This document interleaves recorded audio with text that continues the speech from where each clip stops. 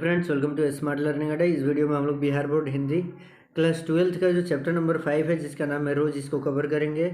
यह एक कहानी है जिसके राइटर हैं सच्चिदानंद हीरानंद वात्स्यायन। इसमें हम लोग सारांश भी देख लेंगे, ऑब्जेक्टिव क्वेश्चन, सब्जेक्टिव क्वेश्चन में long type plus short type, ये जितने भी हैं सबको कवर करेंगे। न्यू पैटर्न पे आधारित होगा, जो हमारे आने वाले एग्जामिनेशंस के लिए बहुत इंपॉर्टेंट होने वाला है। जो बच्चे 25 में बैठने वाले हैं एग्जाम में, उनके लिए बहुत ही लाजवाब है। चलिए कंप्लीट रूप से बने रहिएगा वीडियो में, हम आगे देखते हैं। ठीक है, तो सबसे पहले लेखक परिचय से शुरू करेंगे। लेखक परिचय: हमारा जन्म हुआ था 7 मार्च 1911, निधन है 4 अप्रैल 1987। जन्म स्थान है कसिया कुशीनगर और मूल निवास स्थान है करतारपुर, पंजाब। माता पिता का नाम वयंती देवी, पिता का नाम डॉक्टर हरिनंद शास्त्री, हीरानंद शास्त्री। अब आते हैं लेखक के जीवन से जुड़ी हुई कुछ बातों को जानने के लिए। तो हमें पता चलता है कि सबसे पहले जान ले शिक्षा के बारे में। तो शिक्षा की क्या कहानी है? शिक्षा की कहानी है कि इनका जो शिक्षा का शुरुआत था वो प्रारंभिक 4 साल लखनऊ में घर पर उनके, और उसके बाद मैट्रिक का परीक्षा किया 1925 में, और उसके बाद पंजाब विश्वविद्यालय से इन्होंने जब मैट्रिक का पढ़ाई कर लिया तो इंटर के लिए 1927 में मद्रास क्रिश्चियन कॉलेज से बीए तक ये पढ़ाई कंप्लीट किए। क्रिश्चियन कॉलेज के बाद बीए सी करने गए 1929 में, फोरम कॉलेज लाहौर, और फिर पंजाब, जिसको हम लोग लाहौर यानी पंजाब वर्तमान में पाकिस्तान कह सकते हैं। ये जो जगह है फोरमन कॉलेज, जो लाहौर का हिस्सा है, यह आज वर्तमान में पाकिस्तान में पड़ता है।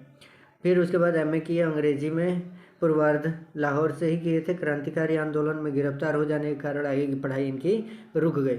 अब देखिए ज्ञान किस किस क्षेत्र में ले रहे हैं। संस्कृत, अंग्रेजी, हिंदी के अतिरिक्त फारसी, तमिल आदि अनेक भाषाओं के बारे में इनको जानकारी था। सोचिए कितने निपुण थे ये पढ़ाई में, और कितने लाजवाब तरीके से इनको जानकारी थी बहुत सारी भाषाओं की। अब व्यक्तित्व और स्वभाव के बारे में बात करें तो सुंदर, लंबा, गठीला शरीर, सुरुचि, सुव्यवस्था एवं अनुशासन प्रियता एक तरीके का होता है जो अनुशासन में सारी चीज़ों को करे। एकांत प्रिय, अंतर्मुखी, एकांत में रहना अच्छा लगता था, अंतर्मुखी थे। स्वभाव गंभीर, चिंतनशील यानी हमेशा सोचते रहना। मितभाषी, अपने मौन एवं मित भाषण के लिए प्रसिद्ध थे। और पिताजी का जो तबादला था वो तबादला होने के कारण लखनऊ आए, लखनऊ कश्मीर, फिर लाहौर, फिर पटना, फिर मद्रास आदि स्थानों पर उनके साथ रहने और परिभाषण का उनका जो संस्कार था वो बचपन में ही मिल गया था। अभी रुचि के बारे में बात करें तो बागवानी, पर्यटन, अध्ययन आदि अनेक, इसके अलावा कई सारी चीज़ें हैं जिसमें उनको बहुत ही अच्छा लगता था, उनकी रुचि थी। और पेशेवर कार्यों में दक्षता, फोटोग्राफी, हस्तकला, शिल्प आदि में प्रवीणता। यूरोप, एशिया, अमेरिका सहित कई अन्य देशों की साहित्यिक यात्राएं भी उन्होंने की, और ये उनको बहुत ही अच्छा लगता था। ये उनकी अभिरुचि में काउंट किया जाता है। वहीं पे बात करें तो सम्मान और पुरस्कार: साहित्य अकादमी मिला है, भारतीय ज्ञानपीठ मिला है, श्रुगा जिसको युगोस्लाविया का पुरस्कार कहते हैं मिला है, अंतर्राष्ट्रीय स्वर्णमाला पुरस्कार मिला है। देश विदेश अनेक विश्वविद्यालयों में विजिटिंग प्रोफेसर के रूप में आमंत्रित हुए हैं। पत्रकारिता यानी सैनिक, आगरा जो निकलता था, पत्रकारिता भी की है। सैनिक जो आगरा नाम से प्रसिद्ध है, सैनिक जो आगरा से निकलता था। विशाल भारत जो कलकत्ता का है, प्रतीक जो प्रयाग से निकलता था, दिनमान जो दिल्ली का है। और वहीं पे बात करें हम तो नया प्रतीक दिल्ली वाला, नव भारत टाइम्स नई दिल्ली, और थॉट वाक एवं मिरेम्स, और अंग्रेजी में संपादन भी इन्होंने किया इन सारी चीज़ों का। और साथ ही साथ बात करें तो बहुत सारी इनकी कृतियाँ जो आप लोग बहुत आसानी से यहाँ पे रीड करके नोट डाउन कर सकते हैं। साथ ही साथ उपन्यास भी लिखे हैं। उपन्यास में शेखर एक जीवनी, प्रथम भाग 1941 में, द्वितीय भाग 1944 में, और वहीं पे नदी के द्वीप 1952 में, अपने अपने अजनबी 1961 में, नाटक उत्तर प्रियदर्शी 1967 में इन्होंने लिखने का काम किया। कविता का संकलन भी किए हैं, भग्नदूत, चिंता और अनेकों प्रकार की ऐसी कविताएं लिखे हैं। निबंध में भी अरे या यावर रहेगा याद बहुत इंपॉर्टेंट है। एक बूंद सहसा उछली 1961 में इनका बहुत फेमस रहा। संपादित ग्रंथ भी है त्रिशंकु, आत्मनेपद, आलवाल अद्यतन भवंती। अतिरिक्त इसके अन्य बहुत सारी चीज़ें इन्होंने लिखी।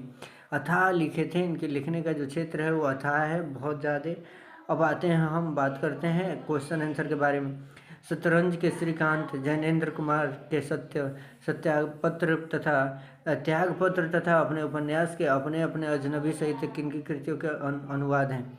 अंग्रेजी अनुवाद हैं, तो आपको याद होना चाहिए कि ये किसका अनुवाद हो सकता है। तो सबसे खास चीज़ है कि यहाँ पे जो ऑब्जेक्टिव क्वेश्चन है एक यहाँ से निकल जाएगा कि शरद चंद्र जो है, शरद चंद्र के जो श्रीकांत हैं वो जैनेन्द्र कुमार के त्यागपत्र तथा अपने उपन्यास जिसका नाम है अपने अपने अजनबी सहित अनेक कृतियों को अंग्रेजी में अनुवादित किया।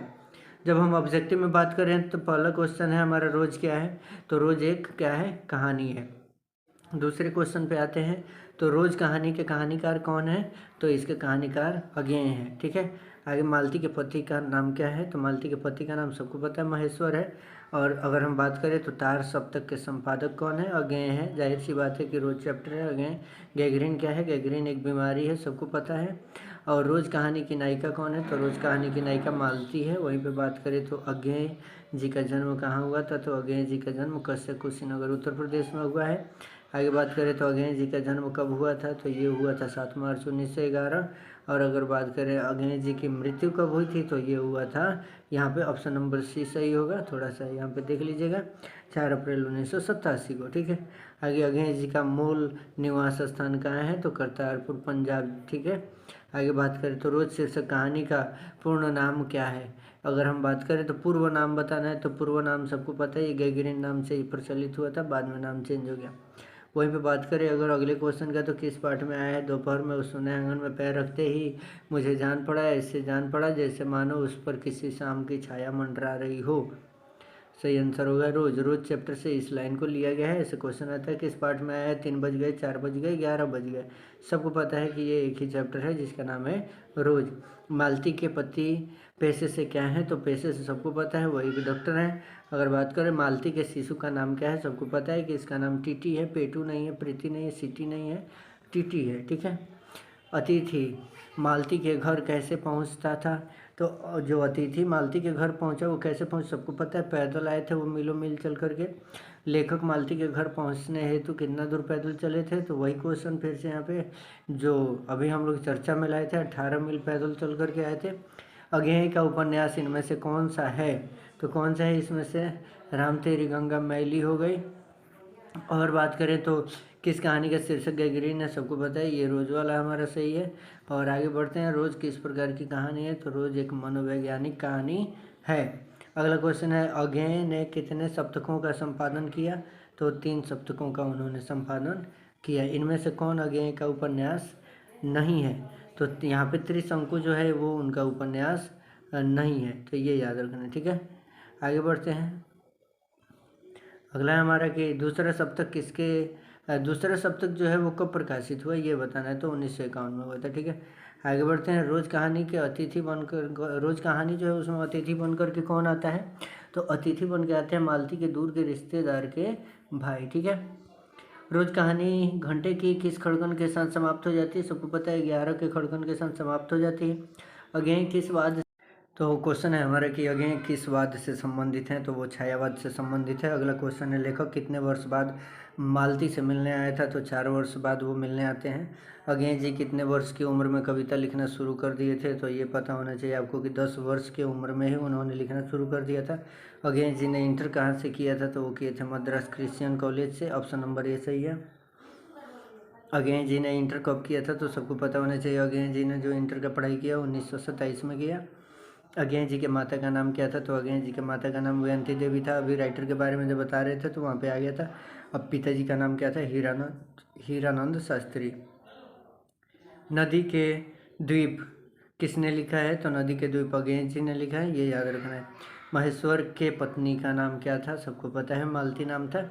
अगला क्वेश्चन है अज्ञेय जी ने मैट्रिक कब किया, तो वो वही क्वेश्चन है हमारा 1925 स्टार्टिंग फेज वाला पूछ रहे हैं यहाँ पे।